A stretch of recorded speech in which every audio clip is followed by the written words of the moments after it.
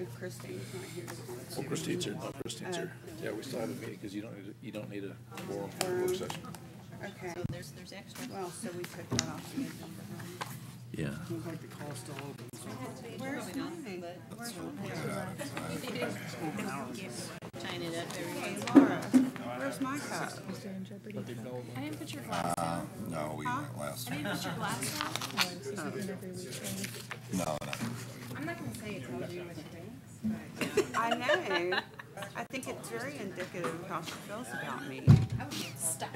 Oh, you want? I have one. Should say highly insulted, just to rub it in. I am highly, highly insulted. Yes. What? I might start crying any minute now. I guess that shows you how much I'm in your mind and your soul. You have a handwritten. This is very special. Aw, I have yours. She does it. just not here. I did yours first. You were in my office. It's in the mail. Sorry, forgive me. I undid that. Good afternoon, ladies and gentlemen. I'll call to order the regular work session of the Sierra Vista City Council for the 22nd of May, 2018. We have two members that will not be here this evening. And you can probably guess who they are by looking at the dais. Okay, first item is we're going to talk about the meeting for the 24th of May, 2018. And of course, we do the roll call, invocation, prayer, pledge. We'll do the acceptance of the agenda. And then we have item number 2 is the consent agenda. And I just remind Ms. Wolf to make sure you take a breath as you read that. Thank you, sir. The one thing we're doing a little differently, and I want to make sure I have a consensus of council when we do this. We do have 2 appointments under item 2. We have appointments to commission, and in the past we've always done them separately. And if there's some reason we need to move them to be separate, you need to let me know the work session ahead of time, because for efficiency purposes, we're going to put those on the consent agenda, since they're almost always unanimous. So if there's an issue with that, you need to let me know the work session before. So I will ask you if do we have anything under the consent agenda that needs to be discussed, or anything that you have questions about under the consent agenda? Okay. Then we'll move on. Under public hearings, we'll open the meeting to the public, and Mr. McLaughlin is going to give us our presentation on community development block grants. And I will mention that basically we'll open it for a 30-day period, and there will not need to be a motion to approve this. So, Mr. McLaughlin, would you please give us our briefing on the CDGB? Sure. Mr. Mayor, members of council, we'll be looking for your feedback and direction on the draft 2018 annual action plan for community development block grant funding. We're operating under a tight window as we receive the official allocation on May 1st and have 60 days to submit the plan to HUD following the 30-day comment period that you mentioned. Final adoption of the plan is scheduled for your regular meeting on June 28th, and we'll submit the plan to HUD the following day. The amount we're expecting to receive is $260,652, which represents a 10.4% increase over last year's funding allotment. We've allocated the increase above the initial estimate towards the ADA sidewalk ramps and program administration. The rest of the funding requests are the same as presented to you at the public hearing last March 8th. The projects include a drainage study for the Sulger neighborhood, estimated cost $70,000. Phase 1 demolition of the old Fleet building at the former Public Works yard, estimated at $60,000. And a public mural on the water storage tank at the southeast corner of Denman Avenue and Canyon Drive for $10,000. And I hope to have before the meeting on Thursday what Liberty Water is intending to contribute towards that project. The program services provided in the plan include granting the Boys and Girls Club $15,000 towards after-school program scholarships benefiting kids from low to moderate income households, and $15,000 to Wellness Connections for the Working Well project designed to assist disadvantaged persons secure employment. And with that, I'll answer any questions. Any comments, discussion? I will just share with the council that while I am a supporter of the arts, and I think it's a good idea to spruce up the west side, I just feel that $10,000 may not be the best use when we have much more need. Even if we just give it to additional handicap sidewalks, I think that's probably a better use of the funds. But again, we're putting this out to the public for their discussion and feedback, and then we'll make the final decision after the 30-day period. So. And Mayor, I don't disagree with you on that at all, but I'm assuming after the 30-day period, we'll come back and talk about this. Yes, ma'am. And then make our decision from there. So if we feel like that's something that we would rather see the $10,000 put toward ADA, we make that decision at that time. Or if the Lovely Water Company comes up with $5,000, and we can, maybe that's, anyway, we'll see. Okay. But regardless, we'll make those actual decisions in 30 days. Exactly. That right. would be an easy amendment to make. Yeah, Okay. exactly right. Okay. Any other questions or discussion? All right. Item number 4 is codification of ordinances and declaring a public record again. Ms. Adams. Mayor Mueller, members of council, this is basically a housekeeping item. We last did a codification in late 2016, and this codification, as you see on your memo, covers all of 2017, and then we held it until after the chicken ordinance so that all the biggies would be included. What we are doing by this action is opening the public record to put this in the official record of the city. This action has no bearing on these laws. These laws were passed and enacted, and 30 days after passage, without an emergency declaration, they go into effect. This is merely for the city record, and that is something that is required by law that we do. And I will note this year we are doing it a little differently. In past years, we've ran about the city and updated paper hard books with these ordinances. We are not going to do that this year. We're going to order a minimal amount of paper copies for official records in each building, but we're telling people to rely on the website because the website for ordinances is updated as they are passed. So that is the most current reference if you need to look up an ordinance. This is just for our libraries. Just for out of curiosity, do we back up what's online as well, electronically? Yes, the website, it's part of the website, and it is all backed up. They back it up in their cloud. We link up to the cloud at American Legal. Got it. Anything else? Okay, thank you very much, Ms. Adams. And I guess you got the next one too, which is the election bill, our agreement and bill for the elections. Yes, sir. Mayor Mueller, members of council. As we do every election year, we contract with Cochise County to actually run the election, creating the ballots, mailing the ballots, checking signatures, manning the polls, getting the polling places. This agreement is pretty standard. It just sets out what they're going to do for us and what we're going to pay them.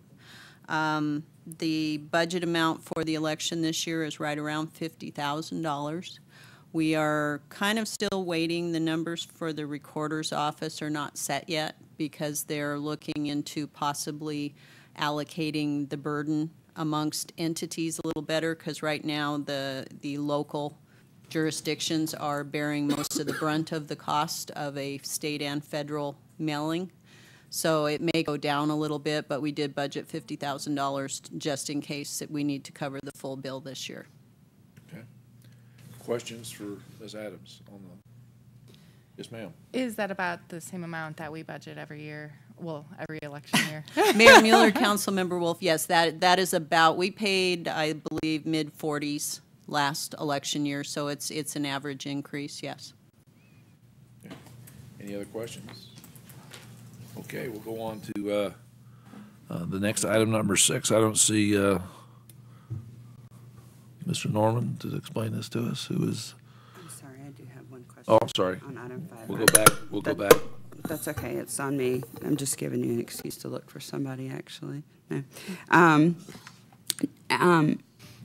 Jill, on item number 5, we talked about the office, but when we go to, when we're headed only to general elections, that cost is going to change somewhat, correct? Mayor Mueller, Councilmember Gray, if we had scheduled a primary, as we have in the past, there's always that chance that the primary is the only election we would have. It would have cost us the same amount that we're projecting for the general.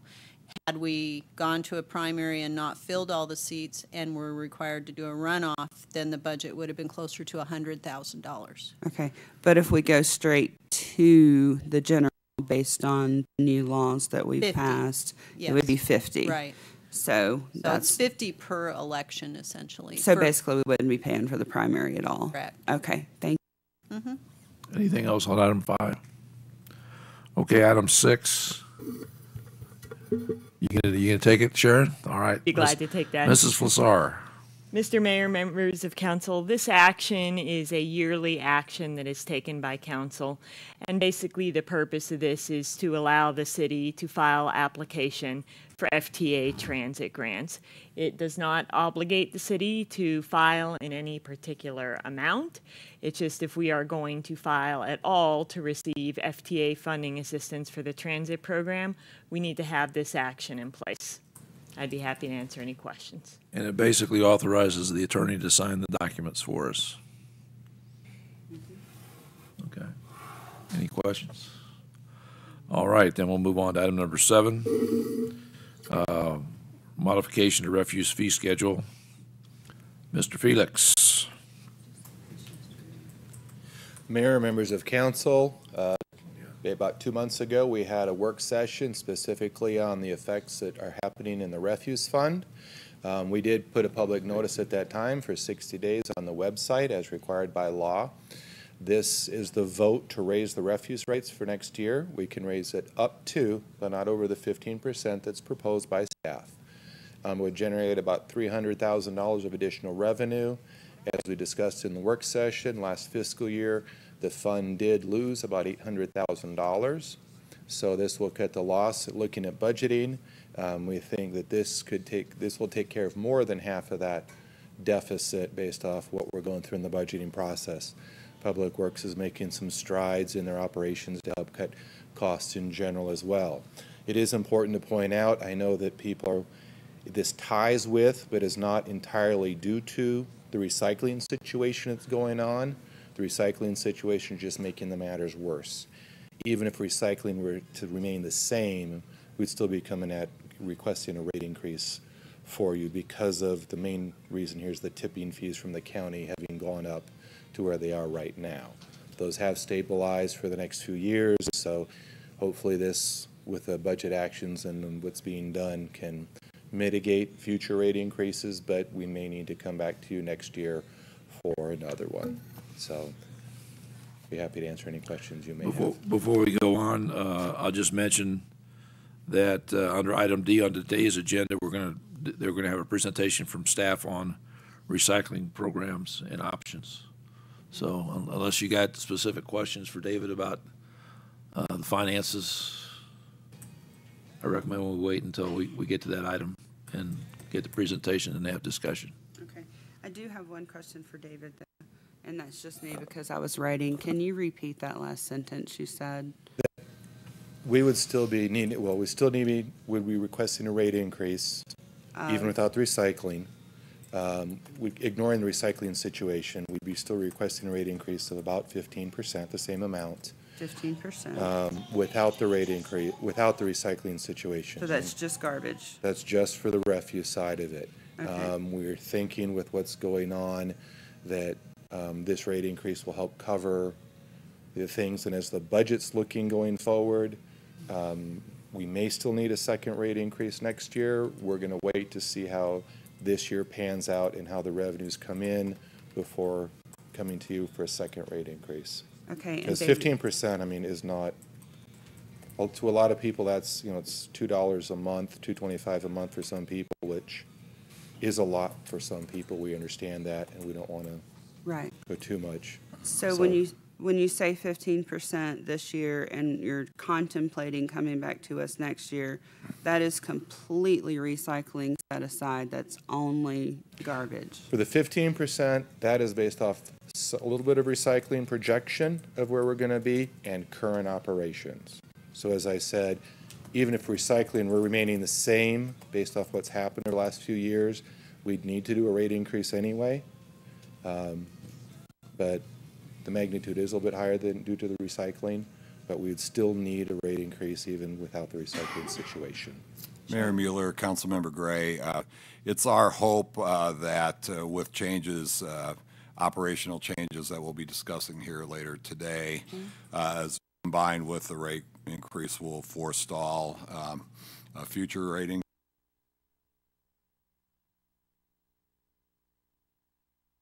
At this point, so really the wild card is what do we do with recycling, and We're talking about later. and the other issue would be if we continue to lose commercial accounts. So, Okay. And that's an important note, this proposed increase for residential routes only. And I say residential routes because we do have some small businesses on these routes.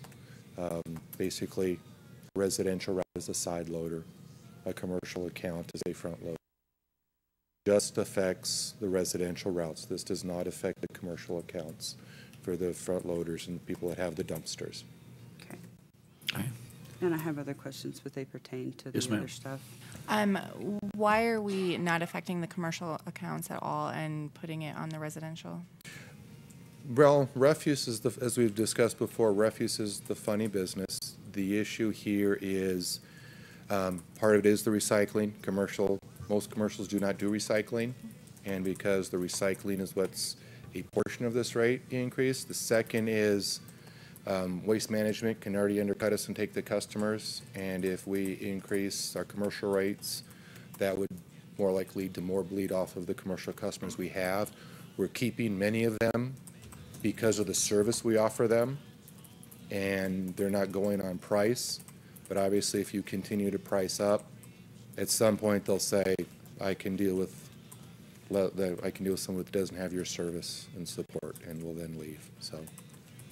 And then my next question is, how long, if we do the 15% rate increase, how long until we make up that deficit, assuming we don't have to put anything back next year? Mayor Mueller, Councilmember Wolf, these loss that was incurred, we actually probably should have tried to do the rate increase last year, but we're at the county level with the county system. We were attempting to privatize the entire system and hopefully tried to see some positive results financially from that. So we waited until this year to do it. The fund had adequate reserves to cover it, which have been built up over time. Our hope is to at least maintain or increase reserves from here on out. So I don't know if we will be able to build reserves yet or not at this rate level, but you know, that's something that we'll be monitoring during the course of the year. Any other questions? And we are $750,000 in the red in this account, this enterprise fund. Mayor Mueller, Councilmember Gray, we're not in the red. We Okay. just had to use, We had to that's an pull operating over. loss from last year. Okay, Yes. okay, thank you. We just had to pull over from the reserve. Yes, that's correct. Okay. Okay. Anything else? Thank you, Mr. Felix. That concludes the agenda items. Next up, we have an update on Sonora Fest 2018 from Mr. Don Valle of the Hispanic Chamber of Commerce, the Sierra Vista Hispanic Chamber of Commerce. Dan? Yes, sir. Mr. Mayor, council members, it gives me great pleasure to come here today and update you on Sonora Fest, which as of today is 25 days out, so we're almost there. We are now in the marketing and advertising phase, and also today we began our planning for operations. So we're working those two phases concurrently. We have probably the first ad coming out in the Sierra Vista Herald Review tomorrow, and we've got some radio ads that are going to be starting up pretty soon. So it'll be very intense on our marketing efforts. Our sponsorships have been great, but we do have a shortfall of about $6.5 thousand against a budget of $20,000 cash. We do have also a $5,000 trade corporate sponsorship with the Herald Review, which is helping a lot to get a lot of the advertising and all of that done.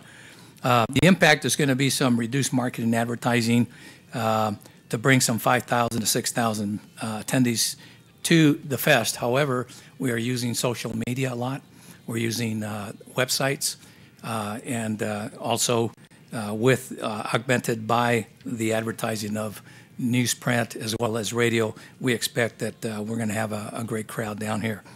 Highlights of Sonora Fest include the Secretary of State, Ms. Michelle Reagan, who is going to preside at the binational international grand opening and ribbon cutting ceremony, as well as there's about a 90% chance that the governor of Sonora would be coming. We will not know until about a week out for security reasons, but we're very optimistic and very happy if she will come down here, because it'll be a kind of a first here for Sierra Vista, as I understand. We do have VIP press conference and reception following the ribbon cutting ceremony.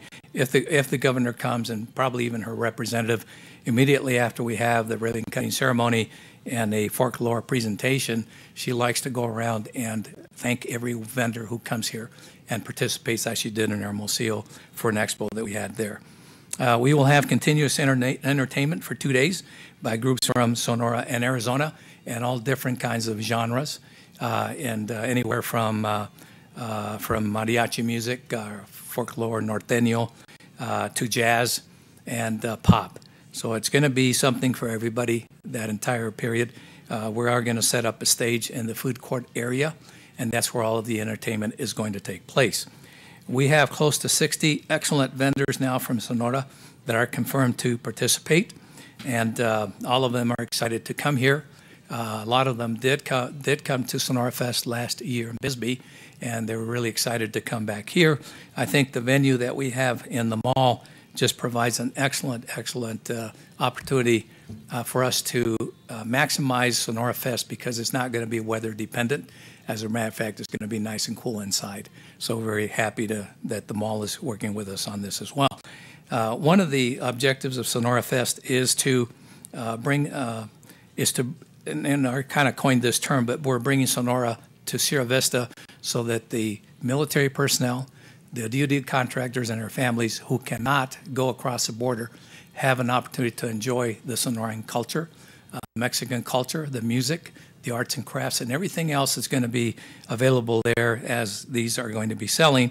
And we really hope that the people from Fort Huachuca will come down here and participate in a big way.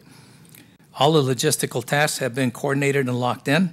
We will hold a rehearsal/training session on the 15th at the mall to train our staff and volunteers. And we have also prepared a security plan in case something were to happen there, God forbid. But we want to be able to have our staff and our volunteers be prepared to react to any kind of situation. And we're going to work very closely with the mall security force as well as the Sierra Vista Police Department. Total sponsorship value right now is at $18,500 cash, and I'm sorry, the value is $18,500, but $5,000 of that is in trade, so we actually have cash in the amount of $13,500. We're still actively working additional sponsorships, although our suspense for sponsorships is this Friday. The schedule of events, just so you have an idea of what's going to be happening there. 10 o'clock is a welcome introduction of VIPs. Then we're going to have the Mexican and American national anthems sung by municipal choirs of Agua Prieta and Douglas, and it'll be in that order. The Mexican anthem first and then the American anthem.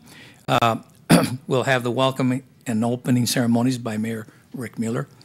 We'll have remarks by Priscilla Marcus, our Vice President of the Tucson Hispanic Chamber. will have remarks by the governor of Sonora or her representative. And if she does not appear, we've got confirmed that the Secretary of Economy, Jorge Vidal, will be the one who will represent her. Remarks by the Arizona Secretary of State, Michelle Reagan. And then we'll have a binational international grand opening ribbon cutting ceremony. And then we have a group called the Angeles de Agua Prieta Folkloric Ballet, who are going to perform for all the dignitaries. We will have a VIP tour of the vendor area, press conference at the Windermere, and VIP reception at the Windermere Hotel. And after everybody's worked very hard and is probably too tired, still going to have a great after party at the Windermere Hotel, and everybody's invited to come to that. On Sunday, it starts at noon, and we'll just continue with the entertainment and of course, all the vending that's going to take place. Closing ceremony will be at 5 p.m., and at that time, representatives of Sonora will present certificates to all the vendors and thanking them for participating in Sonora Fest. Are there any questions for me? You just forgot to mention you're going to have food trucks. Yes, I'm sorry. Out there in the parking lot, southeast parking lot outside, so people can go get food and bring it in and enjoy the music and everything else that's going on. That's correct, Mr. Mayor, and thanks for bringing that up. Because we don't have a lot of food vendors in the actual mall, Ms. Sabra Altbritton has allowed us to have a food truck event, and we're going to place that on the southeast entrance across from the Windermere. And right now we have we end up with about 4 to 6 or 8 food trucks there. All kinds of food, including barbecue from Dickey's Pit Barbecue, and some others that are going to be there. It's going to be really a lot of fun. And all those people, of course, are invited to go inside. There's seating for about 150 where the food court area is. So there's sufficient seating there for not only eating, but as well for entertainment and enjoying all the music and festivities that are going to be going on. Questions, Council? Well, thank you, Mr. Valliere. We really appreciate all the hard work you and your staff have done, and all the community members to help support this event. And hopefully, it will become a showcase event, and we'll be fighting with Bisbee and Douglas to get it back here in town. Okay, I hope it ends up that way. I do want to give a special thanks to the City of Sierra Vista staff, Mr. Tony Boone, Miss Judy Hector, and also Mike Klein, who've been so fantastic in doing this. And we're going to lean on Mike to be our Director of Operations. And I think he might have a little bit of experience in that area, so it's going to be great. He's going to keep everybody straight over there. Okay, thank you very much. We'll next go on to the budget presentation. And that's going to be, Assistant City Manager. Just like last time, Mr. Mayor. Okay. Did it post it? Hang on a second. Hold on, let me make sure it's posted. Make sure it's posted, because we got it a little late today.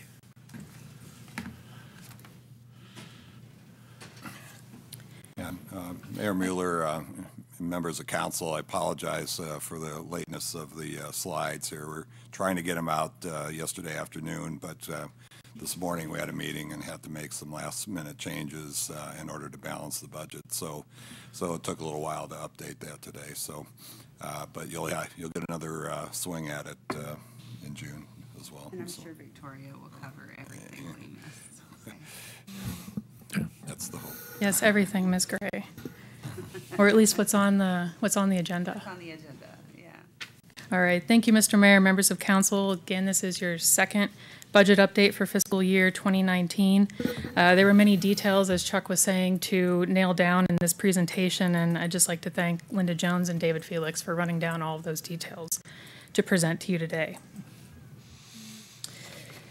So the good news is that the recommended fiscal year 19 budget is balanced. That is great news, but it didn't come without some cost, of course. So this year's budget was balanced with a mix of cuts. We did dip into the capital improvement fund reserves a bit to fund some projects, although there's some great projects on the list for you this year. Oh, go back. You said you dipped into what? Capital improvement fund reserves. So, capital improvement fund reserves you needed to remind me, Chuck, about reserves. We have our what I would call strategic reserve, where we put money away in case there's an emergency or those type of things. Is that the same thing as the capital reserve? Mayor Mueller, members of the council, each operating fund that the city employs throughout the budget year carries some level of reserve.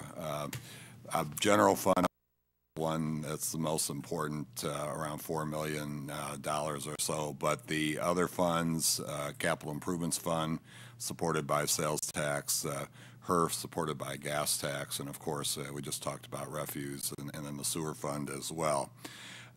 As Victoria was mentioning, we have been able to build a bit of a reserve in the Capital Improvements Fund, primarily due to the improvements that we've seen in revenues for sales tax.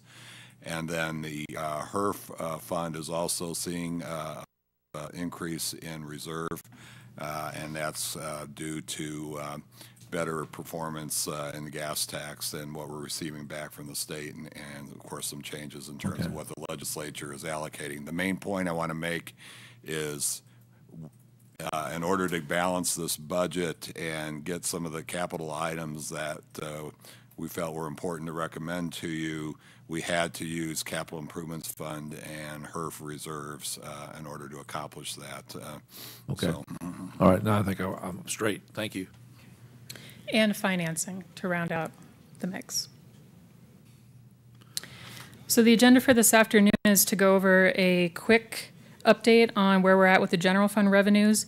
Again, cover capital improvements, talk about some other initiatives and issues, next steps, and of course, as always and at any time, please feel free to interrupt with any questions.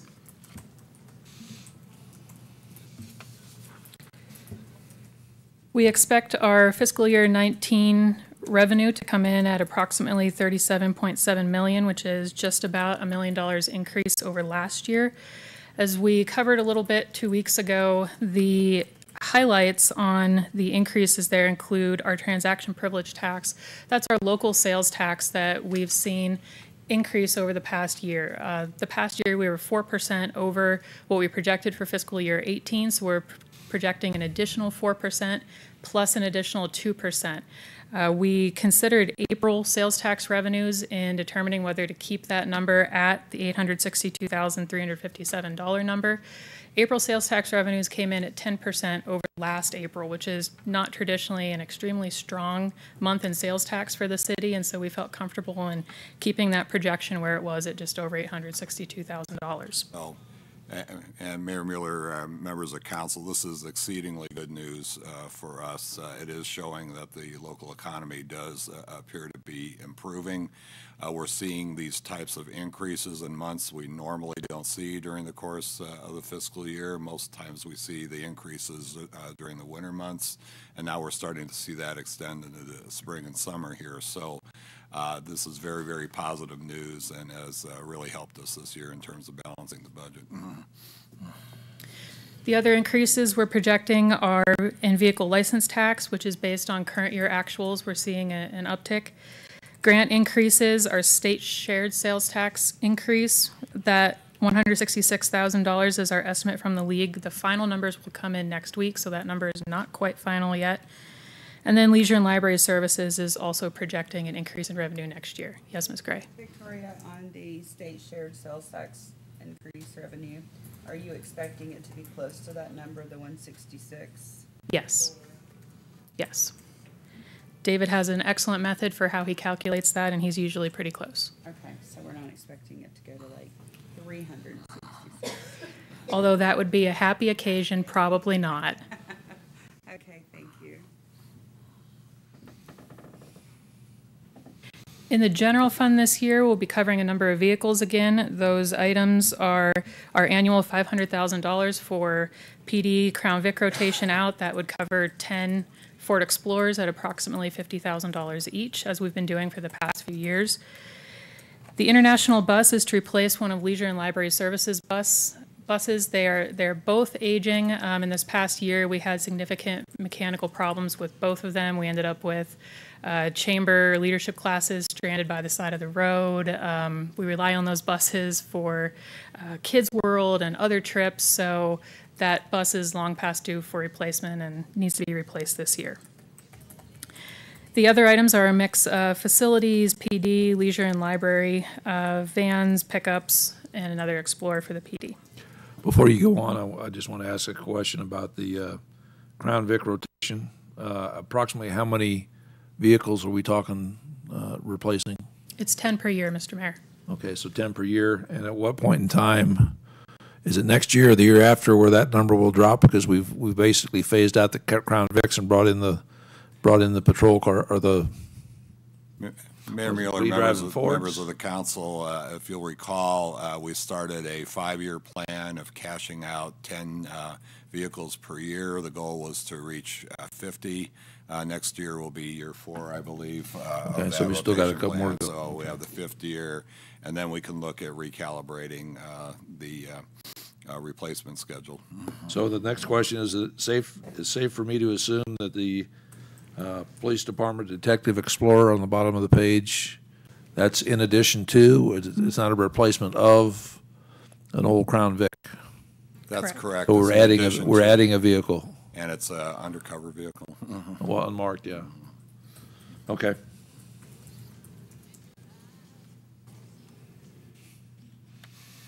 Moving into capital improvements, these are primarily capital maintenance items, and these are items starting with the description of what's coming out of the capital improvement fund. And again, the capital improvement fund is paid for with a 5% sales tax.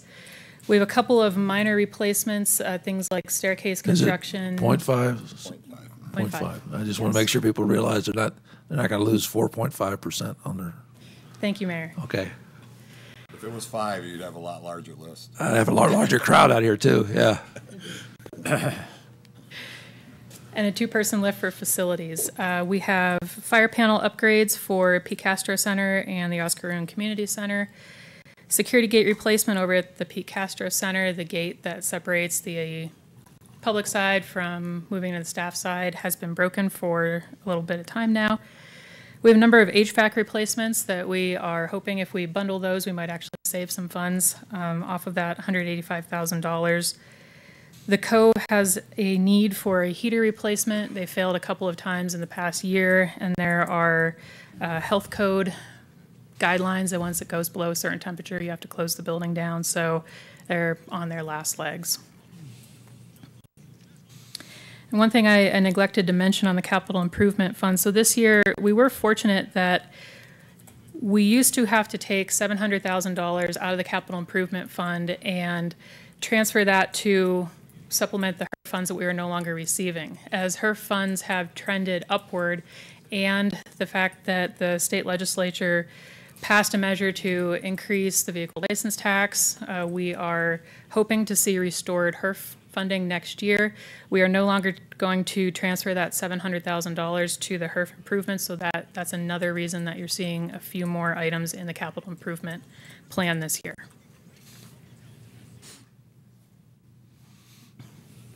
Capital improvements continued. We have a number of fire radios to replace. The fire department has been using the same radios for upwards of 20 years now, and so $73,800 will replace 18 of their radios. The electrical pedestals at Veterans Park, $140,000. This is something that when the electrical pedestals were installed a number of years ago, they were not installed correctly, and so when events try and operate there, the electrical load can't handle very many vendors plugging into the pedestals at the same time.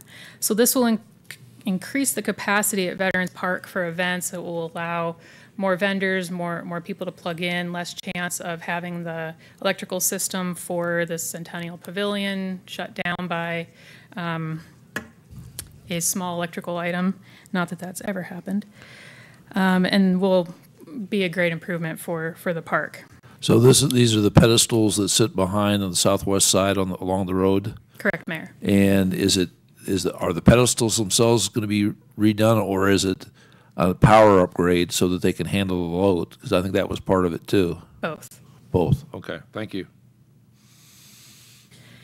$245,000 for a new server infrastructure. The current server environment will be unsupported after September, and so this is a major IT issue for the city. If that would go down, the city's IT infrastructure would go down. We have $300,000 budgeted for fire equipment. That would be 5 heart monitors and 9 SCBA replacements for the fire department. And then the Domingo Pies lighting project, Leisure and Library and Public Works applied for a grant earlier in the year from Arizona Parks and Trail Land Conservation and received $177,000 towards this lighting project, which would mean that the city would cover $486,116 from that. That would replace the current lights with LED lights, which are, of course, much more energy efficient than what is currently there. And night skies? Yeah. Are they gonna have less effect on the night skies? She's shaking her head yes. Ms. Wilson says yes. Okay. Yes, they're dark sky And compliant. the other concern we always have is the folks that are in the county just north of us here that see those lights at night. They're also concerned. So hopefully they'll be focused. They won't be able to pick them up as visually from Karchner Caverns anymore. Okay. All right.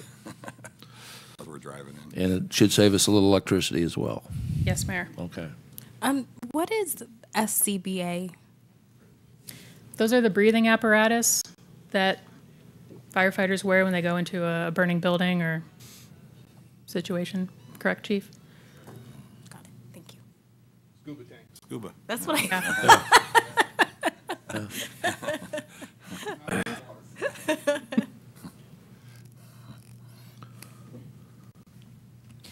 Rounding out the capital improvements list is $92,000 for access energy management controls. These will give the Public Works Department information on how our HVAC systems are operating and allow them to better control the systems for energy savings. $120,500 for card access. That's a security initiative to install more card readers for city buildings. City Hall remodeling, $150,000 additional security improvements and some staff shifting. And the $500,000 for the school district tenant improvement, there's a couple of things that depend on that happening. So if Kings Court were to be sold, the money is scheduled in our revenue, and staff are actively working on a potential partnership agreement with the school district. So if Kings Court were to be sold, we would take that money and invest it in the school district recreational properties. And that's of course dependent on a use agreement and a few other things. It depends on the use agreement. It depends on actually selling Kings Court. So if Kings Court were not sold, that money would not be used. Before you go on, I got one other thing. I think I missed it here. First item was staircase construction, and it was by Fleet. Fleet's got a staircase down there that needs to be repaired. What's going on there? Mr. Mayor, members of council, this is actually a new staircase in Fleet. The Fleet building is a very tall building, and it is difficult to access the equipment on the roof. Currently, they are doing this with ladders. Okay. All right. Safety issue then. Okay. Got it. And so the items that staff propose financing out of this list would be the bus, most of the pickup trucks, the van, and the Domingo Pies lighting project. And where would each one of those, where are the funds coming from to provide for the financing? Is each one different, or it all comes out of Mueller, CIF or members of the council? These projects are mostly general fund or capital improvements fund type projects. So one thing we're trying to do is, as you've probably noticed in the news, interest rates have been ticking up, and we'd like to try to take advantage of the still relatively low rates to try and knock out some of these vehicles and especially the lighting projects. So, but there'll be sales tax supported. And I'm just going to make the assumption here that the amount of debt that this will incur for those funds is not excessive enough that it's going to cause concern based on future revenue, because we're using future revenue projections to pay for the debt, right? That's correct. And I think, you know, if the local economy continues as it is, we should be able to support this financing. If you looked at your latest CAFR, you would see the dramatic decreases in debt load that the city is enjoying over the past number of years. So I feel it's probably a good time to try to take advantage of Well, that's why I asked the question, Chuck. The reason we're successful in keeping that debt load down is we had a dedicated fund, or dedicated funds, identified funds anyway, to support the investment. Yeah. I just want to make sure we have that for these items as well. Well, clearly, the largest item here is the Piaz lighting project, and that's capital improvement fund supported. So we're seeing some good improvement in terms of revenue performance in the capital improvement fund, again, because of the sales taxes. And of course, in a couple of years, you'll start seeing the two large bond issues roll off the books as well. So. So I think we're in relatively good shape to do that. I thought I saw a hand over there, but I guess not. Okay. Please. One of the strategic plan goals for the staff in this strategic plan cycle was to create and maintain an updated capital improvement plan. And so we just went through the capital improvement fund items that are currently funded, but I wanted to share with council what is in the capital improvement plan. And so we were able to address a number of smaller items on this plan. These are the top 18 items. When staff reviewed these, they prioritized them based on economic development and life and safety first. And so our number one item on the plan is ball field renovation, which would turf a number of fields and reorient the stone fields. Number two is the North Garden. Why is that safety or economic development, just so folks know?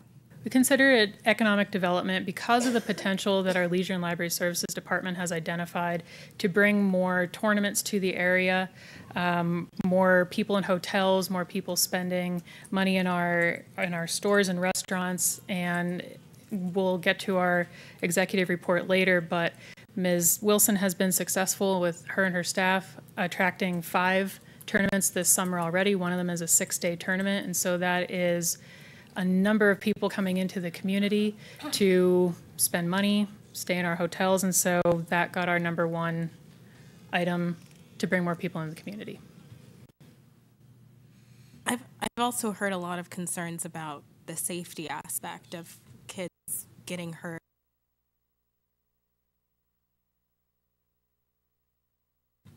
That's also been a safety concern. Mayor Mueller, members of the council, I believe the parks maintenance staff, if you've been out to the fields, you can see that they've made some real improvements there.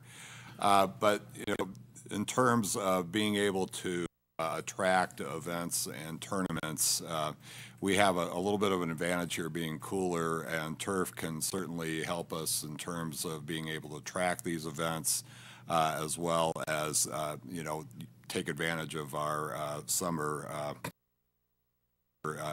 over the Phoenix and Tucson areas. So that's important. Stonefield, if it was reoriented to be more tournament friendly, I think would also be a big help in terms of attracting those kinds of events. So I've obviously there's water savings and that kind of thing involved too. We know it's you know, a large capital investment, and Laura's working very hard to find grants and other funding to help defray the cost that we currently have projected. But those are the reasons why we'd like to start moving towards turf.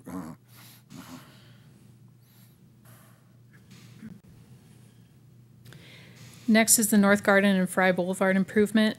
You'll see a little more about that later under MPO projects. Cove renovation, which would include replacing or pebble teching all 3 of the pools and replacing the pool filters. Replacing the handheld radios for fire is something we were able to address this year. That was in the capital improvement plan. A new community center. The Oscar Community Center has been past its useful life for a number of years and has been evaluated as unable to be renovated. Parking and sports complex improvements that would address the insufficient parking in our sports complex here and add restrooms.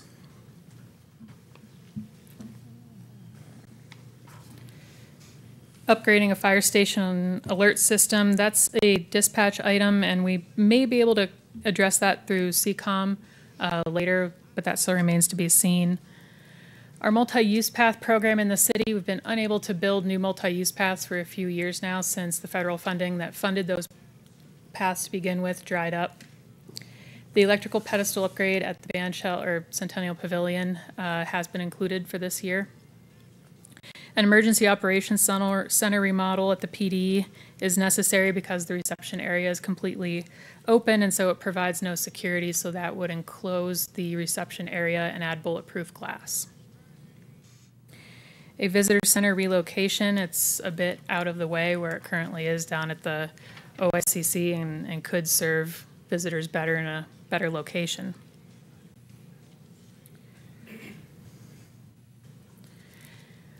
New emission control devices at the fire station bays, those would remove exhaust from the building when the fire apparatus and the ambulances are running. A new ball field, since the city purchased 46 acres of state land at the end of this complex a number of years ago, this would allow us to start building on that vacant land. City Hall improvements, that's primarily for safety and airflow improvements in this building. A new maintenance building at Veterans Park, and a mobile command post renovation. Rounding out that list would be a covered shelter for vehicles at the PD. They currently have none. And paving behind Fire Station 1 and 2. I just want to make a comment so I don't forget it. We've talked about new ball fields. We've talked about upgrading ball fields and turf. Somebody we need to talk to is the president of the Cochise College. About 2 years ago, he and I had a conversation about athletic fields and potential joint use. However, the issue, of course, was he wants to have a ball field that meets the standards of the minor leagues so his guys can play on it. And obviously, we're not there yet, but if we're looking at new things, we need to at least be talking to them and see if there's some middle ground where we can get additional funding from them to be able to help out long term. So, thank you. And so with all of these 18 items that all carried dollar figures attached to them in front of you, staff wanted to include some options of what it might take to finance what's on the capital improvement plan. And so Mr. Felix has put together some numbers on what it would cost to finance the unfunded capital on this plan. So the bond we're referring to is actually a sales tax bond, and these are options of varying amounts that could be considered with the estimated tax increase and how much that tax increase would give towards the annual payments for those bonds per year. And keep in mind that we estimate about $333,000 per 0.05% increase for all taxes, and our local tax rate is currently at 1.95%. Yes, Ms. Gray? And I'm sorry I'm interrupting. So this chart is looking at it as if we were raising taxes to 2% from 1.95%. So what this would mean in terms of a sales tax increase for each of these items, for a $5 million bond, the sales tax would need to increase up to 2.005%. 10 million would be 2.06%. 15 million would be 2.115%.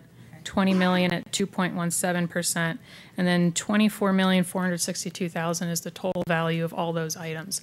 Now, not all of those items may necessarily merit financing over a long period of time, but if the city council wanted to address that, that is the total cost of all those items on that list, which would require a 2.22% sales tax. And this is put in on for future discussion. Well, Mr. Mayor, members of the council, as we mentioned before, the issues surrounding the budget, with regards to revenue and the challenges we have with state shared revenue, we think will persist for a little while longer. Clearly, year by year, we're able to chip away at some of the smaller projects, and that's what you see reflected in the recommended budget so far. But there are a number of larger ticket items like OICC replacement that will not necessarily be able to come out of revenues the way they currently exist. Wouldn't propose doing any bond issues or anything like that until we see the results of the other two coming off, but we wanted to give you an idea of what can be done in terms of knocking out some of these capital improvement items and an idea of what it would be in terms of sales tax rate in order to accomplish it. So these are 20-year financings. So the next question is the mechanism for doing this is we would simply vote to raise the taxes because it's a bonding thing. We don't have to go to the public vote, or we do. It would be a municipal property corporation. So it's a bond. Yeah, like we've done in the past. And we would require a public vote. That would not require. That would not require a public vote. Okay. So. But that's just one example. In years past, the council, as you looked at many different revenue sources to try and accomplish these things. And of course, we continue to look for grants and those kind of things to offset some of the costs associated with these items. But this just kind of gives you an idea if we're just looking at sales tax. Okay. Moving on to some other funds. Out of the HERF Capital Improvement Fund, that's the Highway User Revenue Fund, we're including improvements in Fry Town Site, ADA sidewalk ramps, a pickup, 2 carryover items, Corral Road improvement and the 7th Street striping obliteration, and then some curb, gutter, and sidewalk alley improvements. And the other carryover was Charleston Wall. That project is in process right now to add walls on Charleston Wall. Charleston Road. And I got a question on that. I think the original estimate was $100K, and this shows $250,000. Yeah, where are we? I believe last year, Mayor Mueller, the budget was $250. Was it $250? Yeah, and I don't believe, based on the number of people that have signed up, Sharon, that we'll approach that number. It's just carrying over the number from one year. I was under the impression it was $100K last year. I'm sorry. Mr. Mayor, members of council, I think we may have started with 100 2 years ago, but we knew at that time that it wouldn't be enough to get to everyone. So it was up to 250, so we could hopefully do it as one project and avoid having to pick and choose in any year who got a wall and who didn't. We are currently collecting the last of the signatures from the residents that we need to collect. The response rate has been phenomenal, so I think we'll be ready to go on that project very soon. Okay. The other question I have is on the Corral Road improvement, probably Corral Trail or Corral Path would be more likely since I've driven down it a couple times. Do we have and do we own established city right-of-way? Because the way it's laid out and the way driveways are, et cetera, with nothing, essentially there's nothing there. That's correct. There's been no underlayment, no work. So we know we actually have the right-of-way. Mr. Mayor, unfortunately, it's ours. Yeah, okay, well, and there's gonna be additional, because it sits down there by the wash and the low spot, there'll be additional drainage costs and all those other kind of things associated with that. So, and we're talking a basic road, or are we talking road with curbs and gutters, and sidewalks, ADA, what are we talking? Mr. Mayor, members of council, for $50,000, we are talking a basic roadway. Yeah. To fix all the drainage issues and add everything else would be far more. Yeah. We're acknowledging the fact that the use of the road is fairly small, but unfortunately, yes, it is our right-of-way. We own the roadway. It has been backburnered for several years. Well, I know that, but again, it's well past its life cycle replacement, and very long past. $50,000, that's not going to go very far. No. I mean, the entrance to Avenida Cochise, or was it Salud, or Avenida del Sol? What's street? Avenida del Sol. Avenida del Sol. I mean, we're not talking a large length of road here, and we got This Probably will have more be, right of way than we have road. yeah, this will be a minimal improvement to restore Okay. some function to the roadway. All right. Rounding out HERF would be annual street maintenance of $764,213 and design and installation of adaptive signal controls, and that would be funded by an HSIP grant. And do we know what locations those are? Sharon? Mr. Mayor, I have a list of locations back at the office. If memory serves, this covered most of the signal locations in the city. Okay. And The city-owned signal locations. city-owned signal Yes. locations, so the stuff that's being worked on 90 South or 92 South would not be included. That would not be Okay. included because ADOT maintains Yep. Okay. control over their own signals. Thank you. In MPO capital projects, Fry Boulevard and, excuse me, that should say North Garden Avenue. Good, you caught it. Didn't even have to have you pointed out, Mayor. Design and construction. The way the MPO funding works for these projects, in a nutshell, the MPO receives money for capital improvements each year of about $600,000. That gets loaned back to the state. Other cities can borrow it. With $600,000 a year, it's not much to fund any major improvements. So the MPO has been loaning this money back to the state year after year until now we have enough money to fund this project.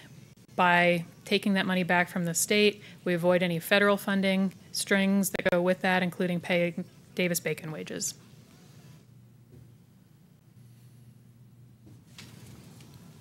Future budget issues. As Chuck was saying earlier, the budget is balanced for this year, but we know in future years we're going to continue to see a number of these items come up over and over again, including PSPRS retirement cost increases, maintaining the class comp plan each year, which is important to prevent compression, to attract and retain staff, and continue paying current staff at competitive rates. Our sports field capacity, economic development aside, our own sports use grows year after year, and in past years we turned away upwards of 5,000 reservations per year, so we have needs for our own teams.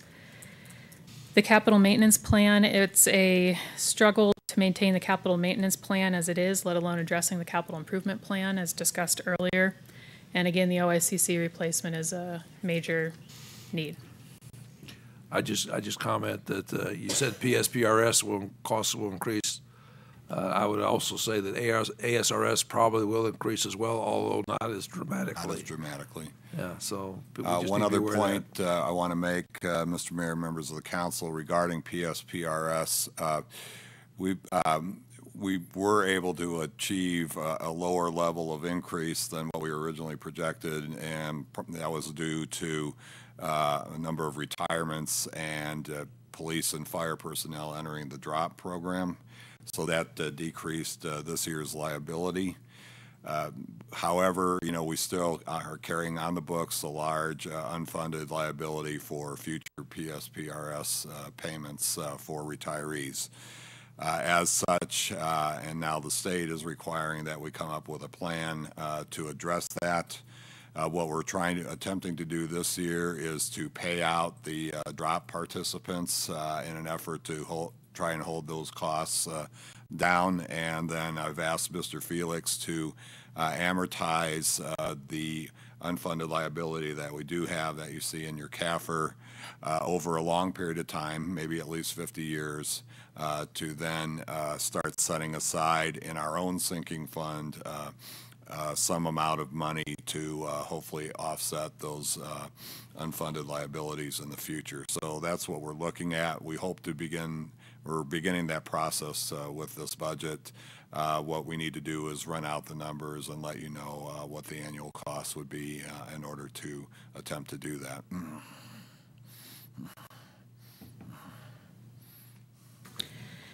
And our next steps, staff are currently hard at work and burning the midnight oil to get you your tentative budget book by this Friday. Budget work sessions are scheduled for June 11th through the 13th. That's the 11th, 12th, and 13th. Tentative budget vote will take place on June 28th. The final budget vote and property tax hearing will be July 26th, and the property tax vote will take place on August 9th to complete the budget cycle this year. Questions? Good job, Victoria. Okay. You must have either stunned everybody or you mesmerized everybody. I don't know which is best or worse. But thank you, Victoria. Whatever's best. You give us a lot to think about. We appreciate that, and we appreciate the hard work the staff is doing to get us up to speed on this. All right, we'll move to the next item. I believe it's recycling, and Sharon's going to enlighten us today.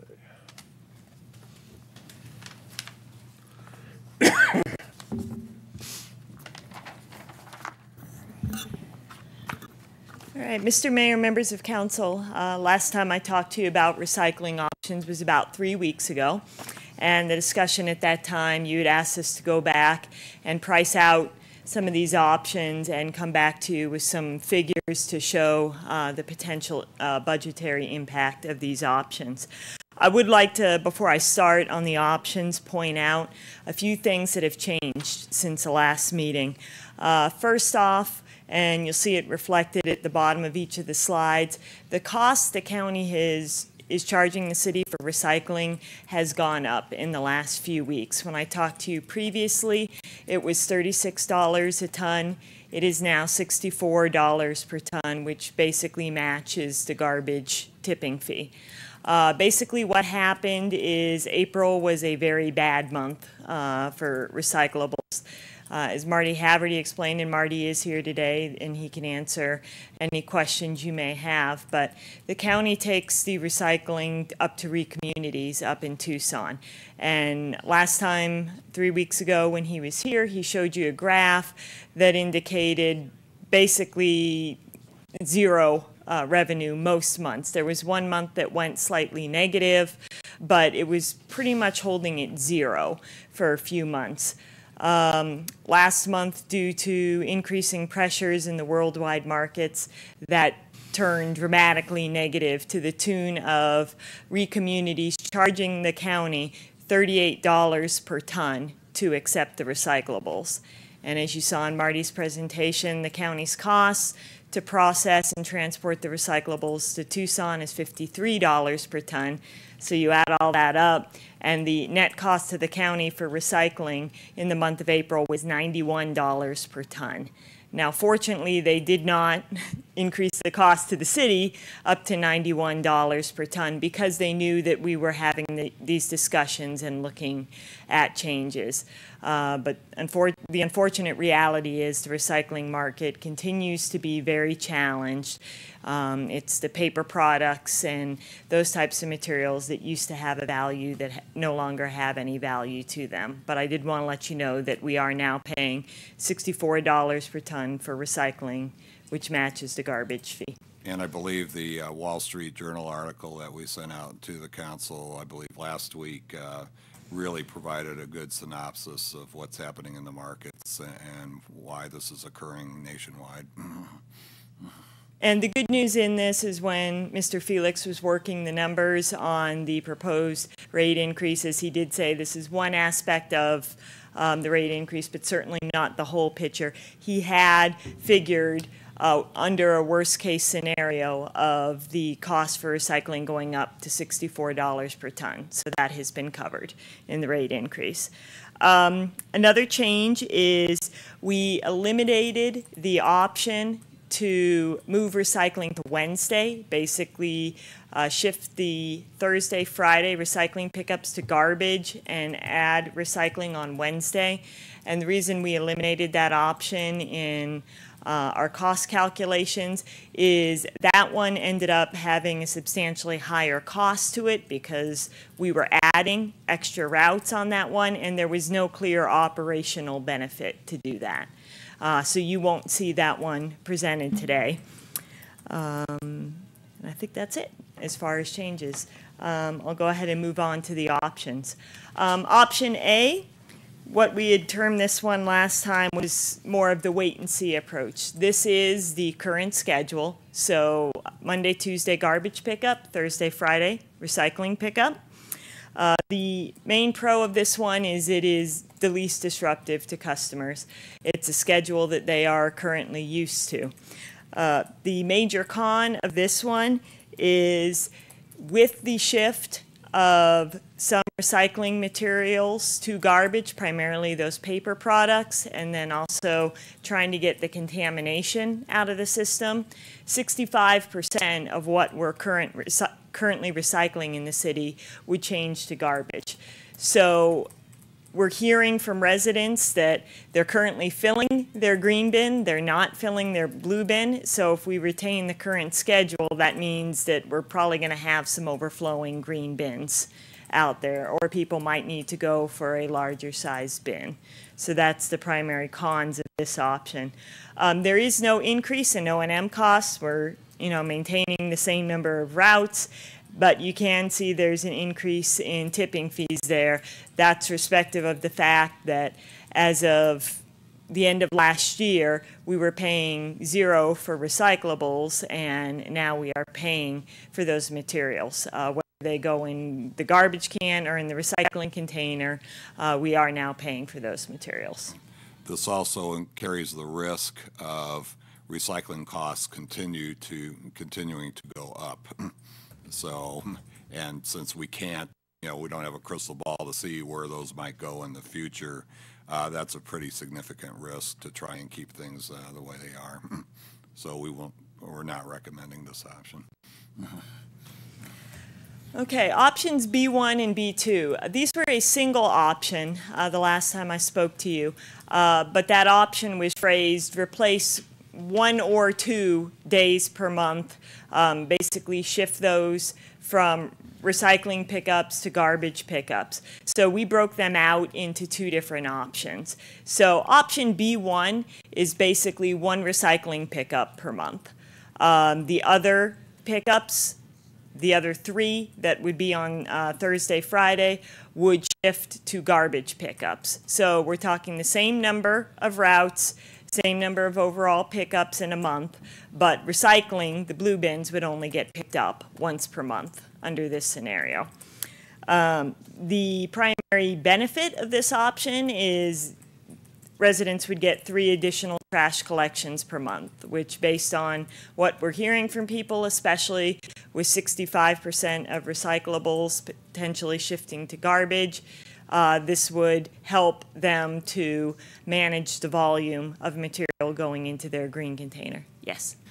Is there any way, especially for smaller families, I will use my family, for example,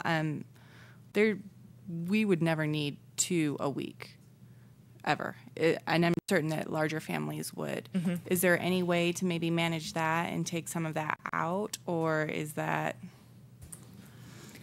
not worth the trouble? Well, Mayor Mueller, Councilmember Wolf, the issue that we have there with regards to, certainly you're correct. We have a number of households that, have 2 or less folks in them and don't generally, the 1+1 recycling with, program work very well for them.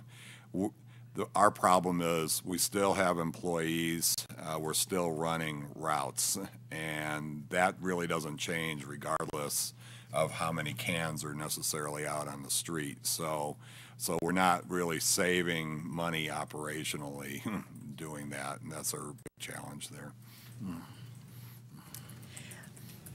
So moving on to the cons, the primary con on this option is with 1 recycling per month. Let's say you miss the day, you just forget, or you are out of town that day and you can't get your blue bin out. It's going to be an entire month before the recycling truck comes back around. That's potentially a long time to wait, even with the drop in volume anticipated for recycling. Whether that schedule is going to be sufficient is a question mark, especially, again, if people happen to miss the pickup day. And that is a concern primarily with the mix of marketable recyclables that is left to us. corrugated cardboard, the large plastics, those kind of things, while not necessarily heavy, do take up a lot of volume space in the cans. All right, moving on, option B2, very similar to option B1. This is just 2 recycling pickups per month. So every other week on a Thursday, Friday would be garbage, and the other weeks would be recycling. This one would provide 2 additional trash collections per month. Again, we have a potentially challenging schedule for customers. They have to remember which week is the green bin week and which week is the blue bin week, but it is less challenging than option B1, whereas if you forget to put out your bin, it's only going to be 2 weeks before the recycling truck comes back around as opposed to an entire month. All right, and just going into some of the assumptions here that fed our options. I understand that one of the disappointments here may be that costs did not go down on any of these options, and why was that the case? The reason is the city manager noted, under any of these scenarios, we are still running the same number of routes. Operationally, things look a lot the same for us. We have the same trucks out on the road doing the same loops around the city. So that's why right now that we're not predicting a change in the operations. Moving forward, it is possible that we may see some operational savings. Where that would come from is, let's say, council goes for option B2, and we have 2 recycling pickups per month. It is possible if a truck isn't full, we're not seeing 100% set out rates, that we could consolidate some routes. That would take a route off the road. That would then be operational cost savings. It is just difficult to predict right now because we don't know how people will handle this new schedule. We don't know how full the bins are going to be, if we're going to be able to get that contamination and get the paper products out of the bins, because old habits die hard. So right now we can't predict any operational savings. On top of that, we still have increases in the tipping fees to contend with.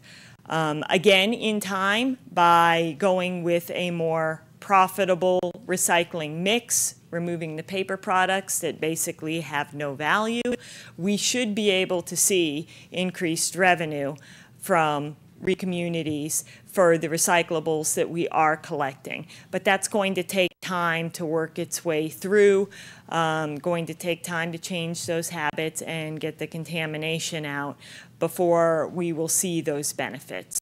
So right now, those are the challenges that we're dealing with in the system. But these are some options where at least we are able to, in my mind, stabilize the system and not provide more service than what we need, provide the base service to our residents, and maintain the recycling to the greatest extent possible. Mr. City Manager. Okay. Mayor Mueller, members of the council, obviously we didn't present to you the obvious option, which is to stop recycling altogether. We felt the community still had a high enough interest in recycling to attempt to try and maintain the service in some way, shape, or form. All of the options retaining recycling do carry the risk that the mix of recyclables that can be marketed, that the markets will crater for those as well, and then we could start seeing costs go up in terms of recycling. So at least by reducing the number of routes there, we kind of mitigate some of those costs. Where we will see savings is more on the county side with the tipping fees. I think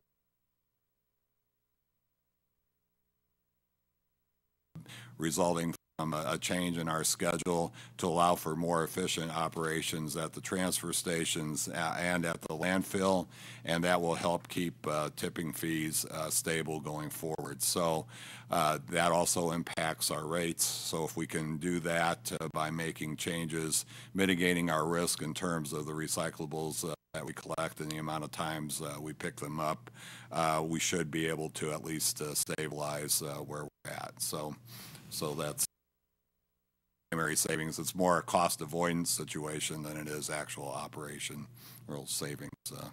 So please correct me if I'm wrong, but what I'm hearing is staff recommendation is going to be B2? B2, yes. Okay, because I don't think we actually said that. Yeah. Okay. Sure.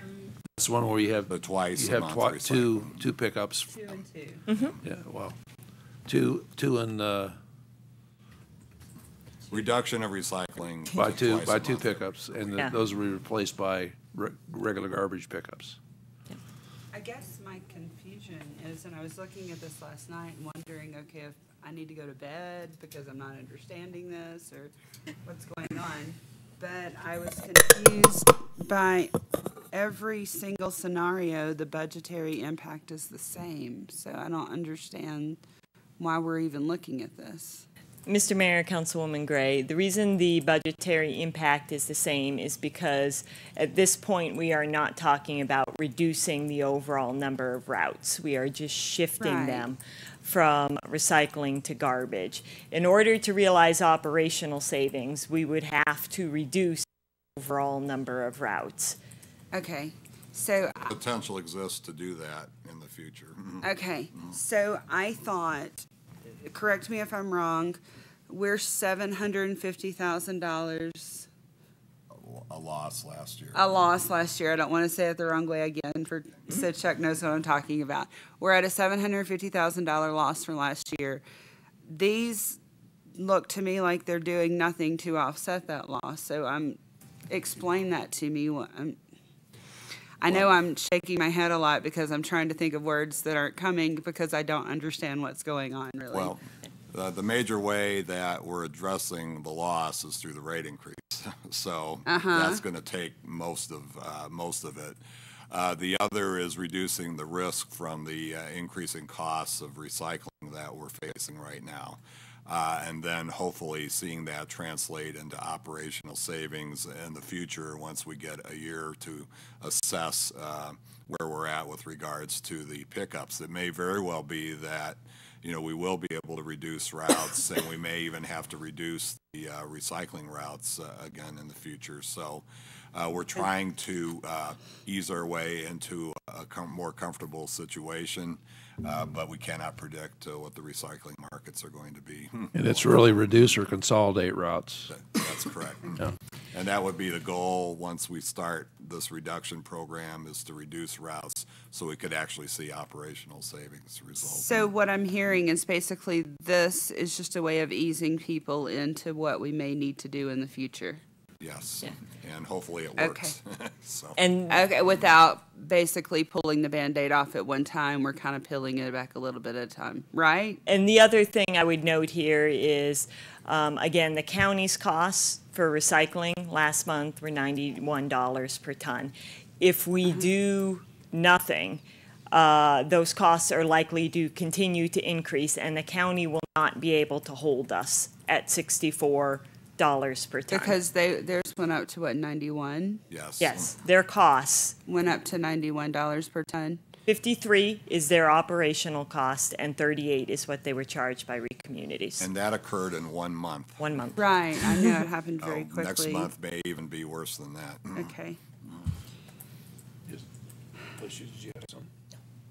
I I guess I do have one. I guess part of my confusion is coming, and maybe sometimes it takes me a couple of days to wrap my mind around something, honestly.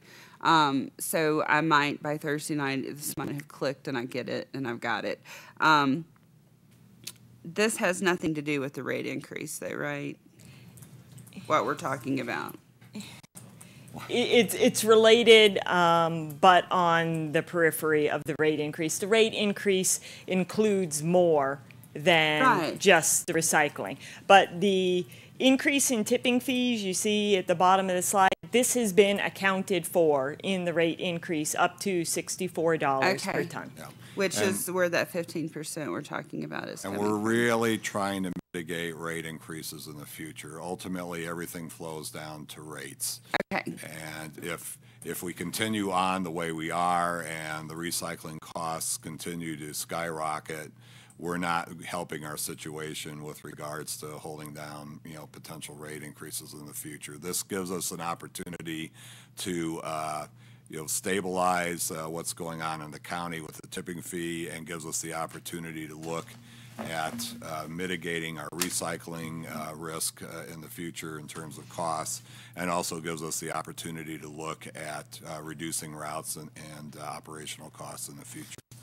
Okay, and this is for just residential? Correct. Okay.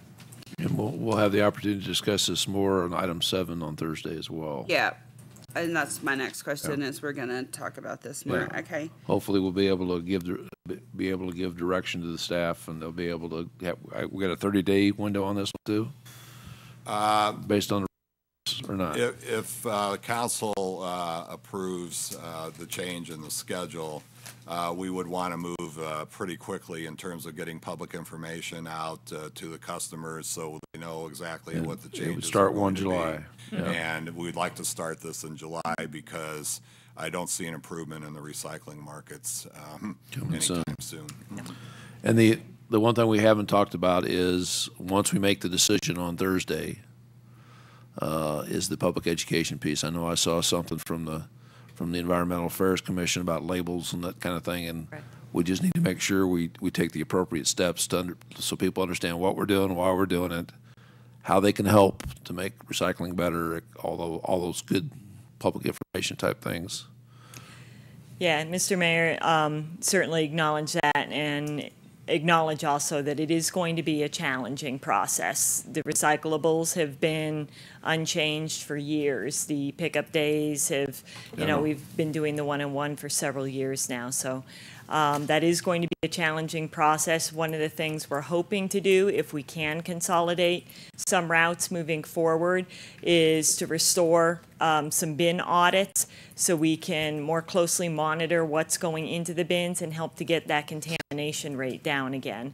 Because we did have a lower contamination rate a number of years ago when we could regularly do those audits, and we just haven't had the staffing to be able to do that. Okay. This is going to be a staff priority once the council determines what direction we're going in. Any further questions or discussions? Sharon, thank you for your report and discussion. Marty, we appreciate you being here today, just in case we had any stupid questions. Okay, next up is discussion of the executive report, and we're getting right at time, so we're going to extend. Or are we double booked already? We are not double booked. Okay, do we have any objection to extending till we get this agenda done? I don't. Seeing none, we'll go ahead and continue. The item E is a discussion of the executive report. Mr. Patucha, comments and then discussion. Yes, Mayor Mueller, just some highlights from my end, and then certainly we're available for your questions on the rest of the report. We had a CCOM board meeting yesterday. We're looking at a live date of July 18th. On that, there's still a number of issues to work out, but the technical ones and operational ones should be resolved for us to begin operation. The other items deal with things like governance and personnel. The challenge there is the rate of pay difference between the Sierra Vista employees and the county employees. So we need to work hard to address some of those issues as we move forward. But we are pleased to report that we're on schedule to start in July. So that works very well. Mayor Mueller and I will be attending a meeting with the county as a cooperating agency with the Bureau of Land Management tomorrow to go over their resource management plan for the Sprinka. Some main issues there we'll be looking at primarily involve how BLM will address some of the vegetative issues in the Sprinka. as well as hopefully incorporating some of the projects that we're working on through the Cochise Conservation and Recharge Network. We hope to have a productive meeting with BLM and hopefully start more of a dialogue with them than we've had in the past number of years. So I think that's another very important thing that we're working on. You'll see in the report, there's a transit report in there. We have received the consultant's report on the transit system and got the preliminary numbers on that.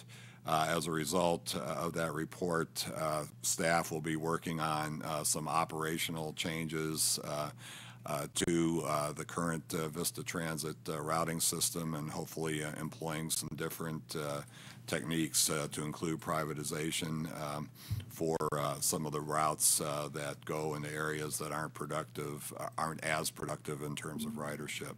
So we'll be bringing those recommendations and the report to you in a future work session as well. So with that, we're happy to answer any other questions you have on the report. Questions on the council executive report? I do. Yes, ma'am. Go ahead. Okay.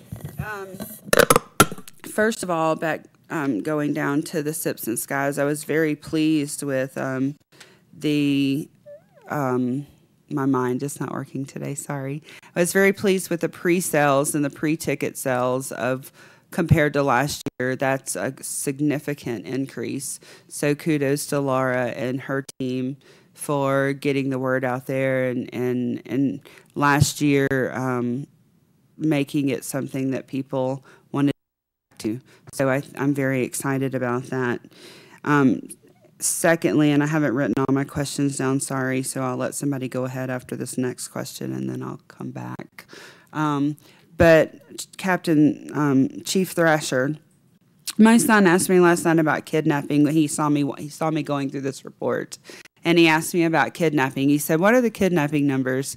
And I looked and I said, "I have no idea." So where are those kinds of things reported? They're obviously not in the Unified Code Report. So the UCR Part 1 only is the top 8 crimes. That's considered a Part 2 crime, which is everything else. Okay.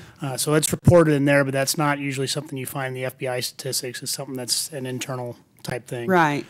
We will be making a move to NIBRS, which is the National Incident-Based Reporting System here within the next year or so, which is a much more comprehensive reporting system on the types of crimes that are occurring in your community. So you'll see more of that when that comes up through that. So typically kidnapping is a lesser charge of one of the others. So if you look at, say, a robbery charge or a rape charge or an ag assault charge, that's considered a higher level crime than the kidnapping. Kidnapping is usually wrapped up as additional charge in one of those. Okay. And what he was getting at, he's very, very interested in human trafficking and how that affects Sierra Vista. So that's why that question came up and I couldn't answer him. And I'm going through and finding my other questions now. So for now, I'm finished. Anybody else? Thank you, Chief. No? I guess you better get quick. Yep. Matt, I'll just go through the sections. Mr. McLaughlin, on the, it looks like we're pushing it pretty close, except on area number 6 on the annexation. Are we going to get there by September, I think is the... Get your crystal ball. Yeah. Well, I guess I want, I don't want you to get your crystal ball. I want you to give me an educated guess as to you think we're going to be able to do it or not. I don't know. I mean, we're methodically going door to door to meet with the owner-occupied households, and we've had some success with those efforts. I'll have a better sense as we draw nearer to the end of the summer. I mean, we're ramping up, and the numbers will change on a monthly basis. And Mayor Mueller, Councilmember Gray, my educated guess is it's going to be a challenge. It's going to be a challenge. Okay, so I'm hoping that some of these areas we'll be able to get, but I don't think all of them are. I think that would be unrealistic. So then that leads to my next question. If I look at the sectors, Sector 4 looks deep like we might be able to get it done. Sector 8 and Sector 6 looks like it's possible for us to get done. So would we annex those 3 areas and then just, do another ordinance or resolution to continue with the ones that we didn't get? Well, what we've done in the past, and particularly in this area, is the reason it was split up in the number of districts is so we would annex those that met the requirement. Okay. We would then wait 10, 20 years, whenever the council thought it was ripe for going back, and then restart the process. Okay. And that doesn't To confuse. try to do it immediately when property owners have already said they're not interested, or we were unsuccessful in gaining the property owners and the property value. It doesn't make sense to go right back to it. It's best to wait 5, 10, maybe 15 years. Yeah. With new property owners, attitude changes, Right. education, all those other kind of benefits they see from the city, those kind of things. Inheritances. That's what helps swing some folks. Okay. And administratively, we've filed 9 separate petitions, one for each sector. So if we're successful with one petition, then that would get ratified, but if we're unsuccessful, obviously. Okay, so are we going to consider it a success, and I think we should, if we get even one of these annexed into the city? Success is in the eye of the beholder. Mayor Mueller, Councilmember Gray, anytime we're able to reduce the size of the enclave in Fry, I would consider that to be an success. I agree, thank you. Secondly, on community development, since no one's asking questions, I'm sorry, I'm hogging it now. So I see that we have actually a lot of activity going on, and so for those negative Nellies that say we never have anything happening in our city, I see a lot of tenant improvements, a lot of several new constructions, and several things that are new businesses that are coming in. So I'm very proud of that. And you guys, Mr. McLaughlin, y'all seem to be turning those around very quickly, and I appreciate that. I've had no one come to me and complain that the city's taking too long. And so I really appreciate that, whereas in the past I did. I think that's all. I've already talked about Sips and Skies and the increase in ticket sales. So I think I'm done. Camino Bella Rosa, they are absolutely over the moon that their road is getting fixed. They even talked about it in a forum on last Thursday and gave kudos to the city, which in that type of forum I don't hear very often. So I was proud to hear that we were getting kudos for a job well done. Needed to be done. Yeah, so thank you very much. And that's all I have, Mayor. Okay, thank you. Anything else on the executive report? All right, next item up is a report on recent trips, meetings, future meetings. Chuck already told you what I'm doing tomorrow, so I won't say anything. We got Memorial. I'll just remind everybody we got Memorial Day weekend coming up this weekend. 8:30 is the time for the services out at the State Veterans Cemetery, and 11 o'clock is the service out at the Old Post Cemetery. Anybody else? Nope. All right, everybody must want to go home already. Board and Commission liaison updates. Board and Commission updates. Matt, do you want to discuss now what you're going to be proposing at the next Planning and Zoning meeting about scheduling? I can. Sure. In the bylaws, the meeting schedule is twice monthly, and we're going to be proposing an amendment to adjust the schedule to as needed basis according to applications that come in, just for clarification purposes on the city calendar. It's an application-driven board, and we just want to make an adjustment in the bylaws to reflect the meeting schedule. And it is just the city bylaws. You're not required by state to meet twice a month? No. Okay. And we're finding that we're planning for twice-a-month meetings and then having to cancel. So I got you. Yeah, because you don't have enough so action. we don't have enough. And hopefully meetings going on. the economy will pick up and we'll change that back right away. or they stay within the limits of the existing zoning. Yeah. Okay, anything else on boards and commission liaison updates? Future discussion items and council requests, this is the last item. All right, I see nothing. I want to thank everybody, the staff, and everybody for being here today, and meeting's adjourned.